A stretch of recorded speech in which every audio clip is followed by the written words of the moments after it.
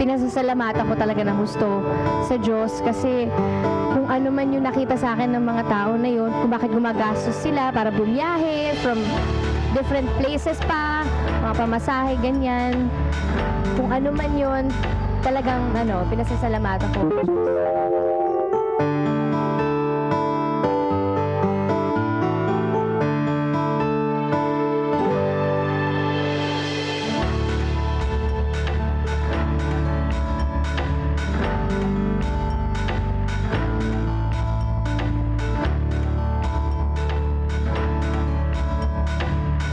Excited po ako kasi makikita ko na siya ng medyo personal. Kahit na medyo malayo ito kasi upper box lang. Ay, bali yung sayaw, number 1. Kasi alam niyo naman, si Martin hindi masyado parang sayaw. Tapos, number 2 yung kanta ni Sarah, medyo okay siya from oldest, newest to oldest. Naman, kasi di ba nag-ano sila sa dapa, sabi ni Martin may dance number si Sarah Geronimo. Siguro abangan namin yung gabi. At saka pagdating sa mga fast song, sa pagsayaw, the best talaga si Sarah. Every time kasi na magpa-perform si Sarah, talaga parang laging bago.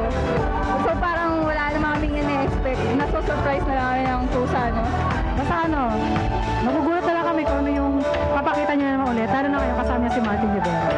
Iba naman, duet naman. Parang first time niya kasi. With Martin pa.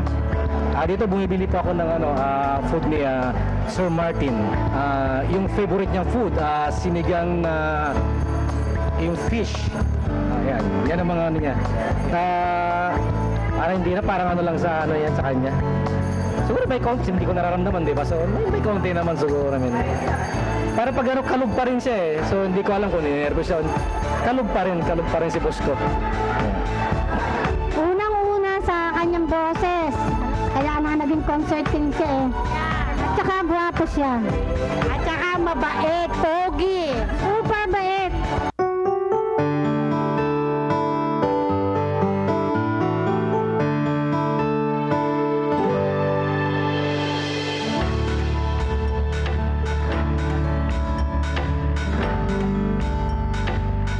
And this outfit that we're wearing right now, this is the one that we're gonna use at this concert right now with Sarah and Martin Rivera.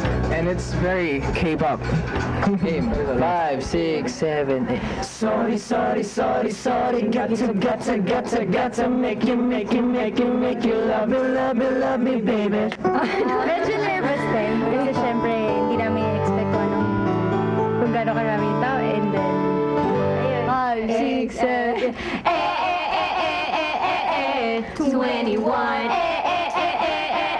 You gotta ring the alarm.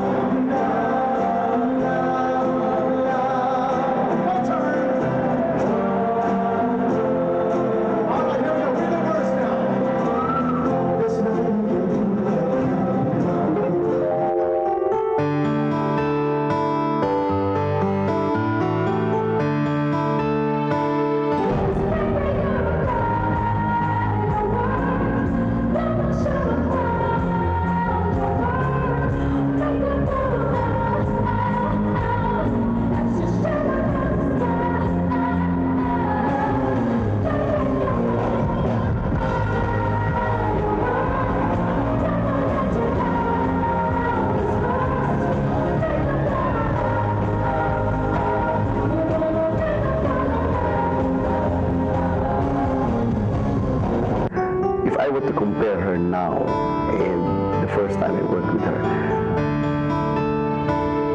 before it was like straightforward singing, but now there's so much emotion kasi now. So when she sings a song, it's not necessarily always loud. time she biglang, that's what I can catch her now. That's where we click now. Parang, I know when she wants to go soft rather than sing it loud. People will expect her to sing it loud, but she will not. And I know, but hopefully she learned that from me, that there are times when you sing a song, you can just pause for a while. May konting drama. Diba? And then, pause for a while and let them guess what you're going to do next. And then continue singing. That's within a song.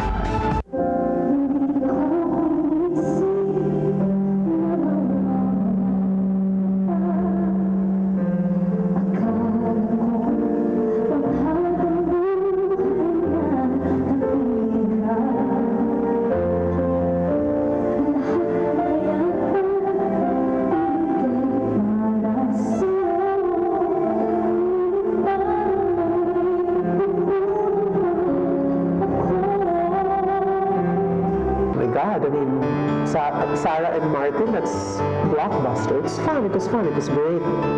I've never seen that Colosseum filled up so fast. I mean, alas 5 pa lang may mga tao na talagang pumipila. I mean, talagang makikita mo na ang dami talaga nagmamahal kay Sarah. Tsaka ang dami rin talaga nagmamahal kay Martin. It was a beautiful concert. Funny.